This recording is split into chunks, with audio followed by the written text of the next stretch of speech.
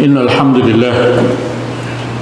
الحمد لله نحمده ونستعينه ونستغفره ونعوذ بالله من شرور أنفسنا ومن سيئات أعمالنا من يهد الله فلا مضل له ومن يضلل فلا هادي له أشهد أن لا إله إلا الله وحده لا شريك له وأشهد أن محمدا عبده ورسوله صلى الله عليه وسلم أما بعد قال عز وجل بعد أعوذ بالله من الشيطان الرجيم إن عدة الشهور عند الله 12 شهرا في كتاب الله يوم خلق السماوات والأرض منها 4 حرم قال رسول الله صلى الله عليه وسلم فصام رسول الله صلى الله عليه وسلم يوم عاشوراء وأمر بصيامه.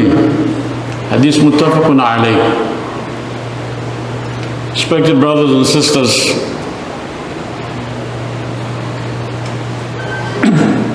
among the believers on the day of Yawm al-Qiyamah, there'll be many people in this category. After we realize we have lived our life standing in front of Allah subhanahu wa ta'ala, then the reality will be in the minds of every single human being that the life on earth has come to an end and the reality of Qiyamah is here. There are some people who will be short of good deeds, al-a'mal al-salih, and these people, after the deeds are being weighed on the scale and they are short, then they realize that they have to cross the bridge of Sirat.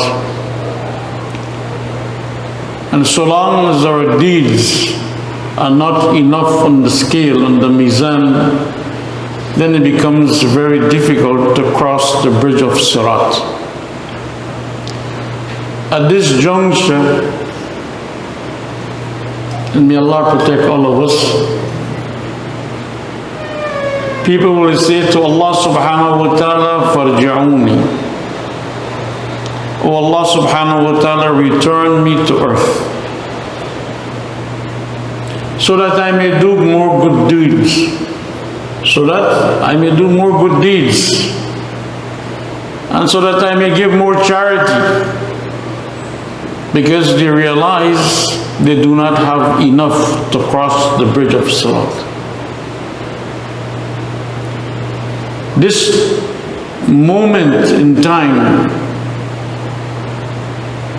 it is the only time when Allah subhanahu wa ta'ala will tell the believers whom He loves so much, Kalla, there is no return. No one is going back. For the earth does not exist anymore. Where are you going back?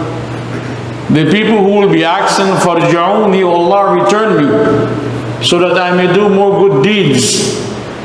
They do not realize the earth does not exist anymore. It's destroyed. Lack of good deeds will be a great regret of many believers, not the unbelievers.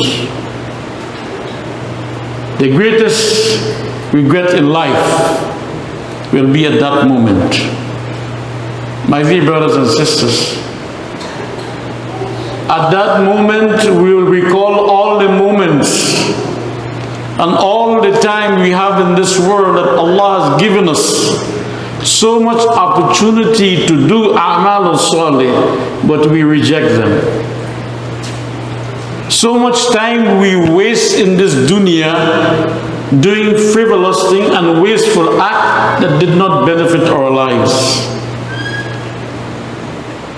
So much opportunity were presented to us by Allah subhanahu wa ta'ala. All these moments will be reflecting at that moment. How many time and how many opportunity we have wasted in this world. Salah time is going. No one is praying. Jumu'ah is on Friday. People are not going. Ramadan after Ramadan, people are not fasting.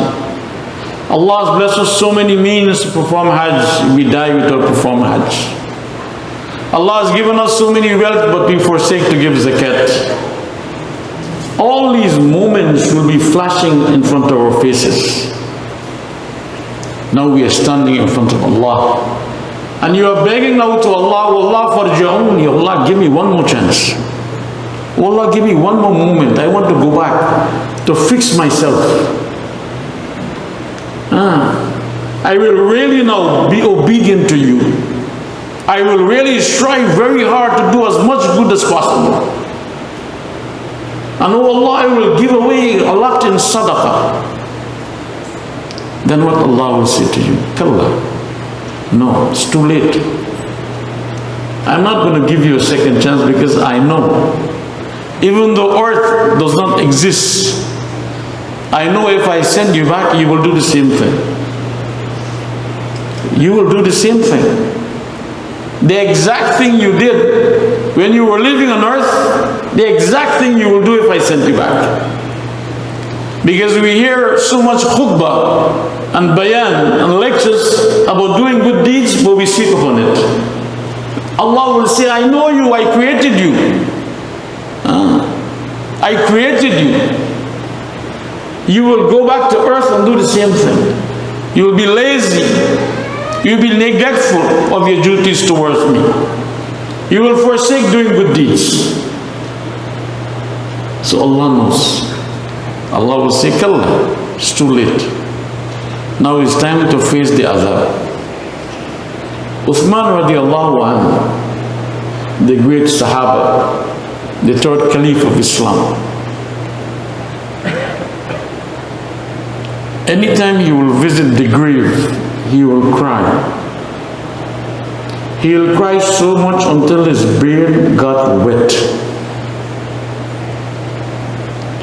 Companions will ask him, he say, oh Uthman, we read the Quran, Allah speaks about Jannah, Jahannam, Azab al-Qabr. Allah speaks about all these things. We don't see you cry. But every time you come to the grave, we see you cry. You cry mostly, he cries a lot. Uthman radiallahu anhu. Then he says he always recalled the hadith of Rasulullah sallallahu alayhi wa sallam, when he says for a person, especially for a believer, the life of the grave, when we enter in that chamber, that is when Qiyamah starts. Qiyamah we're not waiting for the trumpet to be blown, no. As soon as you enter your grave and the question is being asked, that is our Qiyamah, that is our judgment. Judgment starts there. And he says if we fail there, then that determines where we go, Jannah or Jahannam. But he says if we pass that stage in our grave, then definitely we know where we are heading in Qiyamah. Qiyamah we have no problem. Qiyamah is straight Jannah. Hisab will be easy for us. That is why he's crying when he visits the grave. That he desires that when he enters that grave, that his answer will be easy.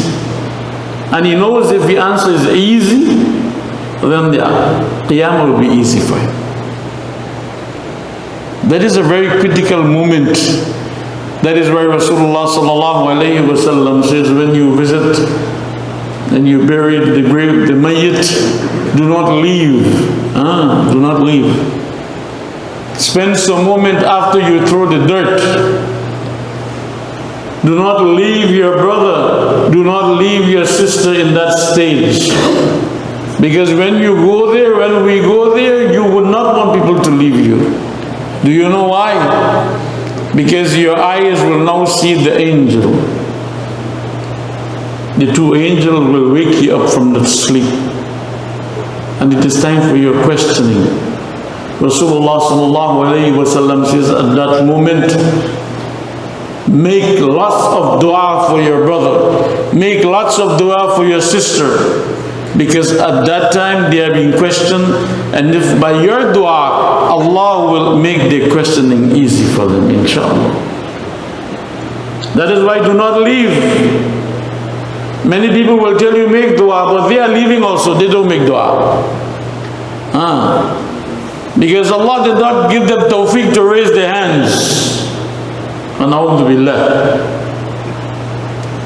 Allah give us tawfiq, brothers, to make dua. At that moment when we will need it the most.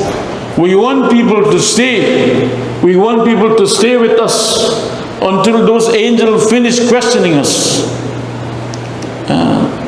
We never know. Because of our sinful life that we live, maybe the person above the earth, at the moment when I'm in question, their dua is accepted and Allah will make me answer those questions easy, inshallah. We do not know. Do not leave your brother. My dear brothers and sisters, Rasulullah sallallahu alayhi wa sallam, and I mentioned the hadith, Ibn Abbas radiallahu anhu says, Rasulullah sallallahu alayhi wa sallam Sawma yawm Ashura wa amara bisiyamihi. Rasulullah sallallahu alayhi wa sallam always fast. Never missed the fast when he came to Medina, the fast of Ashura. The fast of Ashura, it's very important. Hafsa radiallahu anha, the wife of Rasulullah sallallahu alayhi wa sallam, the daughter of Abu Bakr, of Umar radiallahu anhu, says, Rasulullah sallallahu alayhi wa sallam, until he died, he never missed four things. Four things. He will always practice these four things every single year, every single day. One is the fast of Ashura, the fast of Yawm Arafah, the 10 days of Dhul Hijjah, and the Rak'atain Qabla Salatul Fajr. He never missed these things. Never missed it. When Rasulullah sallallahu alayhi wa sallam never missed something, He's teaching us the importance of those things. Meaning, he doesn't really have to fast. But by practices and never missed it, he's sending a message to the ummah. This lesson he's sending, he's saying to my ummah, do not miss these things. As you see me, never miss those things. Allah subhanahu wa ta'ala created the earth and everything. Creation of Allah starts from Yawm Ashura. Yawm Ashura was a Friday, like today. And this year, the day of Ashura falls on a Friday. That is next Friday. In this masjid, we are trying to revive all those sunnah to encourage the Jamaat to come to break your fast. We are having iftar and dinner here, inshallah, next Friday for everyone. Your entire family are invited. And we want to continue this practice every single year, inshallah.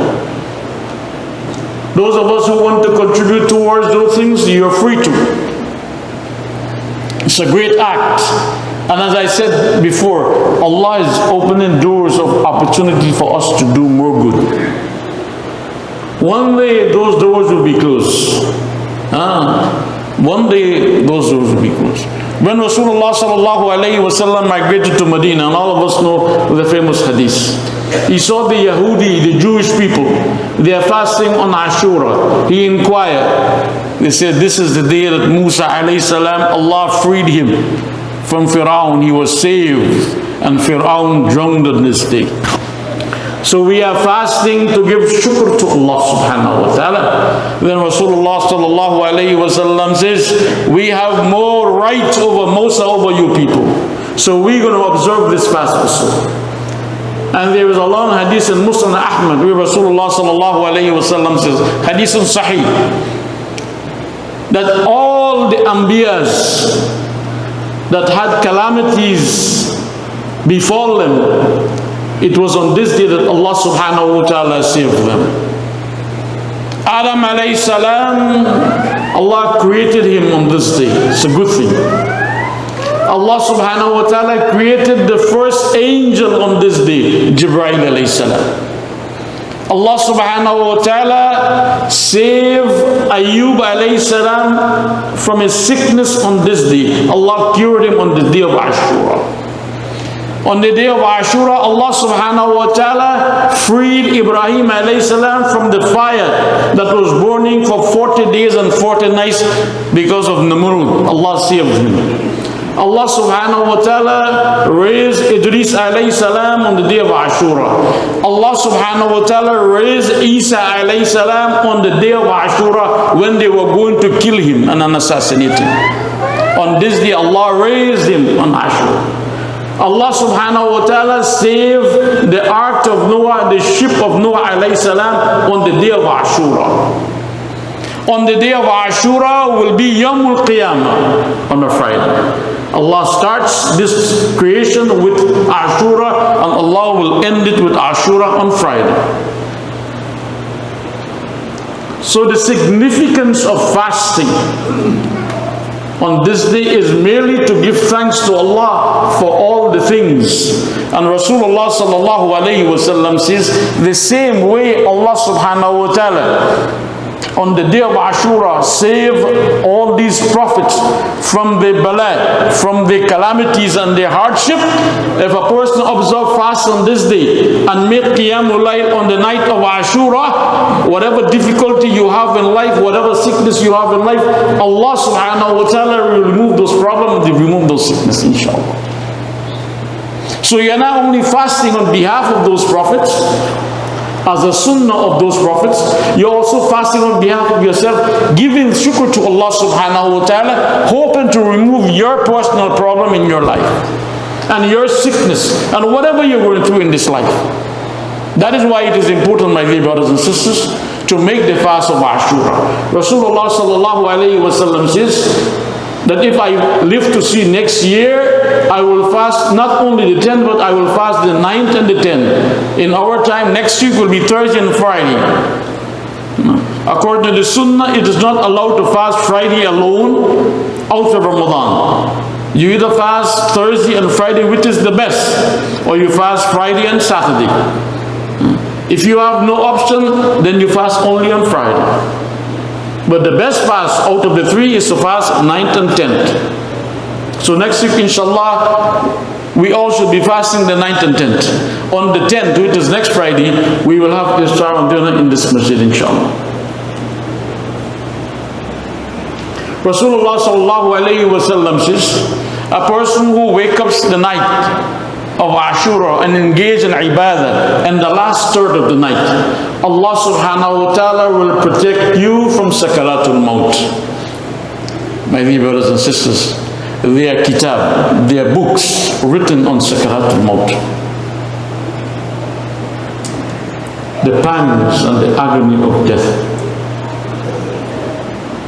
Every single one, every single human being will go through that.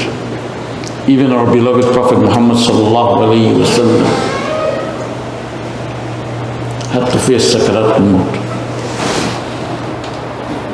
Even at that moment, the pain he was feeling,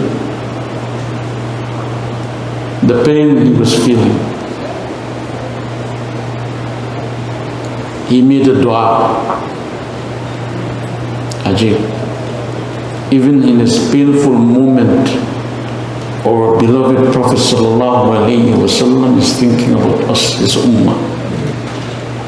He says, oh Allah, if this is sakarat al-maut, and I am your prophet, and I can feel it, and the pain is severe, and oh Allah, I beg you to give me all the sakaratul maut, all the pain of my entire ummah, give it to me, and protect my ummah from sakaratul maut.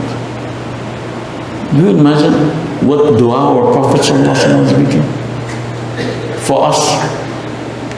He's asking Allah to give him all his entire ummah's pain. He don't want his ummah to go through this pain of sakaratul maut, the agony of death. It is the only time. It is the only time that these eyes will be blessed to see an angel before we leave this world. The angel is Ra'il, Malakul Maut. If someone tell you they see the angel of death, they're lying. If they see the angel of death, that means they're dead. You will never be able to see Malakul Maut and be alive. You're dead. You see something else. These eyes will follow. It is the only time that our naked eyes will have a glimpse of our ruh, of our soul. That is why Rasulullah sallallahu alayhi wa sallam says, anytime you visit a dying person who was dead, then you take your right hands and you close his eyes. And he says, Inna lillahi wa inna ilayhi raji'un. Why do we close his eyes? It's because this eyes was following the soul. The eyes have a glimpse of our soul. Sakaratul Maut is very painful. So a man who gets up the night, the latter part of the night, the last third of the night, and engage in ibadah to Allah, Rasulullah sallallahu alayhi wa sallam says, Allah will protect him and her from Sakaratul Maut. A person who observes the day of Ashura, the fasting of Ashura, yukaffir sanatul madi. All our previous sins for 1 year is forgiven.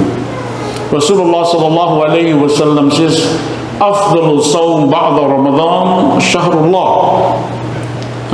The best fast after the month of Ramadan is the month of Shahrullah, which we are in. Shahrullah is Muharram. The best fasting after Ramadan, Rasulullah sallallahu alayhi wa sallam. وَأَفْضَلُ الصَّلَاةِ, the best salat after the salawatul khams, hiya qiyamul layl. So Rasulullah sallallahu alayhi wa sallam says the best fast. In our normal fasting, 1 day of fasting is equivalent to 10 days of fasting. Even in Ramadan. But Rasulullah sallallahu alayhi wa sallam says in hadith in Tirmidhi that one fasting in Ashura is equivalent to 30 days of fasting. One fasting in Ashura, which the month we are in, the first month of the Islamic year, it is equivalent to 30 days of fasting, not 10. There are a lot of incidents, we can go on and talk about Ashura. The greatness of Ashura. Rasulullah sallallahu alayhi wa sallam emphasized Ashura so much that the Sahaba think that it was the only fast for them. In fact, it was the only fast made fard on Bani Israel in the time of Musa alayhi salam. Ashura, they will keep once a year one fast, and that was fardul ayn on every one of them. For us is Ramadan, 30 days or 29 days. After Ramadan came, then our priority is Ramadan. Even though Ashura is not fard, treat it as though it is fard because of its merits. On the 9th and the 10th, next week inshallah. So may Allah subhanahu wa ta'ala give us tawfiq, my dear brothers and sisters, to take the opportunity, as I said in the beginning, those who were not here, to do as much good when opportunities are presented to us when we are alive. We do not know. We do not know when Allah will take our soul. We do not know. last Wednesday, I was in New York for janazah for my aunt. She went into the hospital Sunday night and she died on Tuesday. Very healthy woman. Very healthy woman. She never thought that her life will leave. She never knows. She was the normal person. She had many plans and she was closely attached to the masjid. Always doing sadaqat and khairat. Allah took her. We never know we are here today. We are here in this masjid for Yawmul Jumu'ah. We do not know even if we will live to see Ashura. None of us. May Allah subhanahu wa ta'ala reward us. May Allah grant us Jannat al-Firdaus. May Allah forgive us. May Allah bless our families. May Allah bless our children. May Allah subhanahu wa ta'ala give all of us hidayah. May Allah subhanahu wa ta'ala bless us to live and die with the iman, inshallah. أقول قولي هذا وأستغفر الله لي ولكم فاستغفروه إنه هو الغفور الرحيم.